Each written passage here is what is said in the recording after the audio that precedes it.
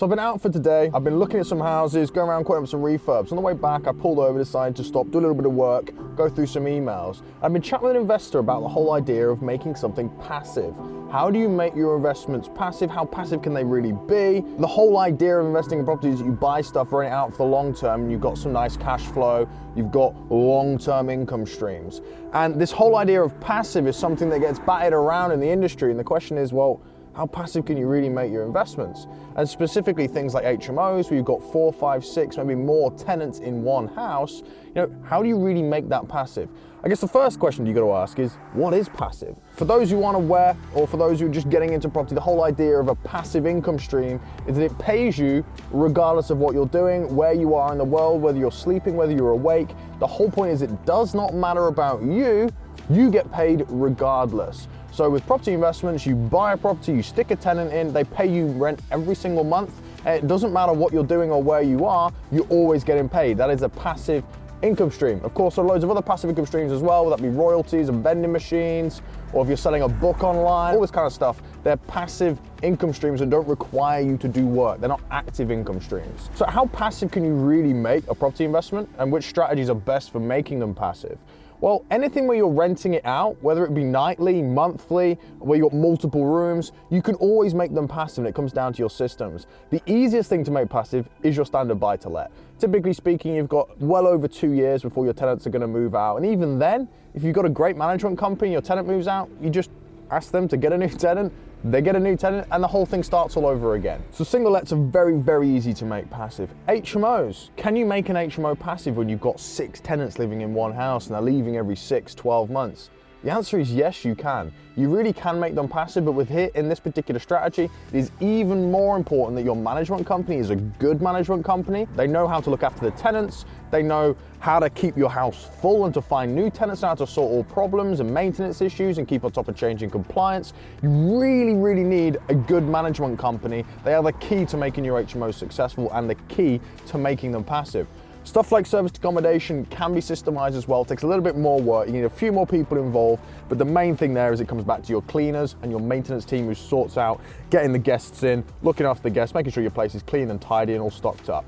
So the point is, there is usually a person or a firm which looks after that property on your behalf, and you pay them a percentage of your rent, of your income. With HMOs and buy-to-lets, you're going to be using a property manager, i.e. a letting agent or an HMO manager to do that. How passive can you make these though? Like, when people say passive, they think in their head you never have to do anything. You have to write an email, you never have to speak to them, you just get paid and that's it. You can forget about it for the rest of your life.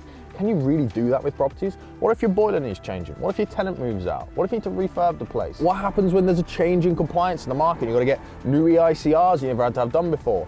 Well, we manage a number of properties on behalf of our investors. We sit between the management companies and the landlords when they have a large portfolio. So I have first-hand experience, plus those are my own properties, of what is going on when you're renting something out, and over the course of a year, 2 years, how much work do you actually have to do? Well, believe it or not, for the HMOs that we run, we probably send an email to the management company once every 3 months, once every 6 months, tops. And that's like a 1-minute email. So if you said 5 minutes worth of work every 3 months, and that is like a worst case, it might not be strictly passive or truly passive where you don't have to do anything, but 5 minutes work every 3 months to get paid £900 a month, that's a pretty good deal to me. When I'm looking at HMOs, I'm looking at buy-to-lets, I know I'm gonna have a good management company looking after them anyway. I need them to for the deal to even work out in the first place. In fact, if I cannot make a deal passive, I'm not interested in investing it or even selling it on. The deal has to be passive, otherwise you're just taking on another job. That doesn't make any sense. The point of investing in property is to get an additional income stream, not another job. There's a difference there. So for us, 5 minutes every 3 months to manage 2, 3 HMOs, like that's pretty damn passive, but it comes back to your management company and how well they know the area, how well they know the house, how well they know you. And when you originally set it up, what kind of instructions did you give them? What communication was there to set almost the ground rules or the terms of the relationship whereby, you know what, if it costs less than X amount, you just deal with it and get it fixed. For boiler breaks, call me, we'll approve it, all that kind of thing. But if you can't get hold of me and a boiler breaks, just fix it within 24 hours, period. Like whatever way you think is best, whatever way is cheapest. Because I trust the people I'm working with and I'd handpick them because they know the markets, they know what it's like to invest in property, they know what it's like to be landlords, they know how the houses work, they know how tenants work. And for me, when I'm looking at a property, it just has to be passive. What about something like a buy, refurb, refinance though, where you've got a refurb involved? That is the main part of the deal. What about a flip? Could you make a flip passive when actually not even renting it out? Well, again, the answer is yes, but you pay someone either a fixed fee or a portion of the profit, something like that, to deal with everything from start to finish.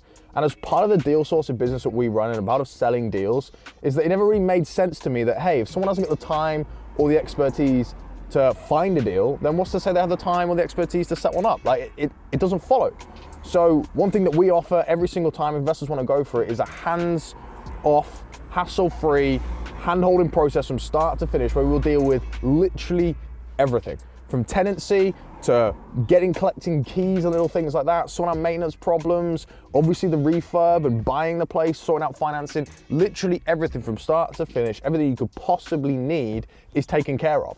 And that way, if you're doing something like a flip and you've got to buy it, and then you've probably got bridging finance, and you've got to refurb it, and you've got to list it on the open market, and then obviously you've got to sell it, negotiate offers, all that kind of stuff, we take care of all that for them. So for them, a flip deal is passive.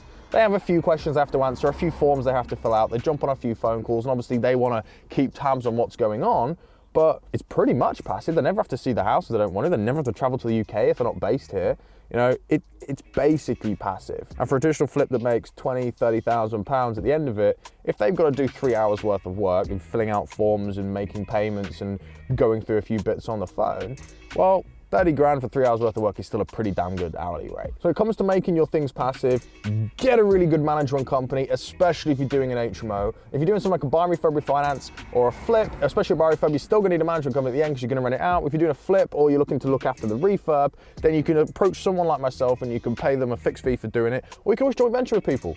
I'm doing a deal at this very moment where I've joint ventured with someone because I've got a lot of deals on the go at the moment, and they're taking a split of the profit on the deal for just sorting everything out. They found the deal, they sorted out the refurb, they sorted out buying it, everything. They just looked after it for me, and in return I gave them a split of the profit of the deal. Why? Because it makes sense to me, and it means I'm gonna go visit it. I don't have to deal with it. Any problems that come up aren't my problems to solve.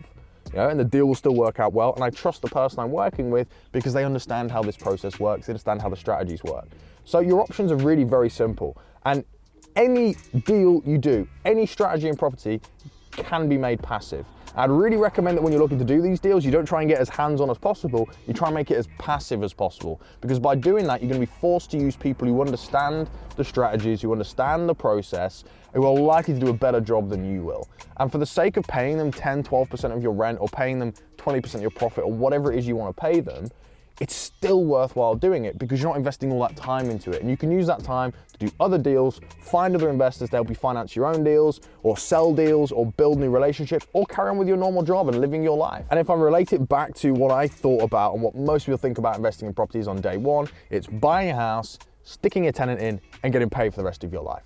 That is what property investing is all about. That's what everybody starts off with. That is the dream everyone has. And then you get all creative with the other strategies around it, how you finance it, getting your money back out, rent to rents, all this kind of thing. But the whole point of doing what you're doing is buying something or having control of something that pays you every month. Focus on that and allow yourself to take a step back and let the deals run themselves with people who know what they're doing. So if you need help setting up a deal, or you want a little bit of advice on how you can make something passive, why not reach out to myself or one of the other members of the team. We're more than happily run through the kind of deal you want to do and how we can make the entire thing completely hands-off for you. If you like this video, please like, please subscribe, please drop a comment below. If you've got any questions, please reach out. We love to help people. And until next time, have a great week.